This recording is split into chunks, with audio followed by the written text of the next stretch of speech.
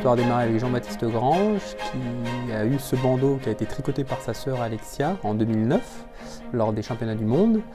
Sa sœur en a fait quelques autres pour ses compagnons d'équipe de France. Suite à ça, il y a eu un engouement des fans. Et connaissant les parents de Jean-Baptiste Grange, ils nous ont demandé si on pouvait réaliser ce produit en plus grande série, chose qu'on a faite.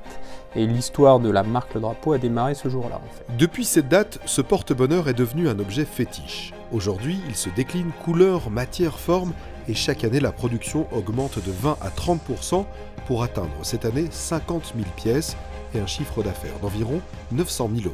On peut estimer à une quinzaine de personnes à temps plein sur l'année qui travaillent sur la conception, fabrication et développement de la marque Le Drapeau. Actuellement, on est à peu près distribué dans plus de 300 boutiques, que ce soit en France ou à l'étranger. En France, on est essentiellement distribué dans les magasins de sport en station de sport d'hiver, à l'étranger également. Après, suivant les pays, on est distribué via des réseaux de distribution. 14 étapes sont nécessaires à la fabrication d'un bonnet. L'objet est presque unique de par les nombreuses étapes manuelles, mais il est surtout un exemple concret du 100% Made in France. Une fabrication française qui offre en plus une grande souplesse de production et la possibilité de personnaliser le produit. Porté, exporté et même copié, le drapeau est avant tout une belle histoire qui non seulement ne cache pas les origines de son succès, mais en est fier.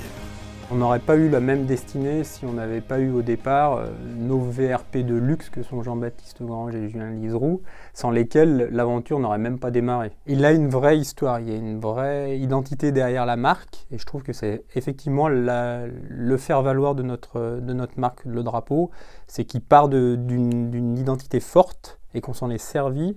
Et que grâce à ça, au-delà du fait qu'il y a le vrai savoir-faire de la fabrication française, on veut conserver cet ADN-là.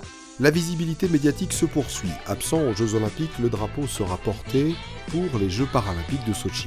Quant à la prochaine collection, elle sera composée de 110 modèles, dont voici quelques avant-premières.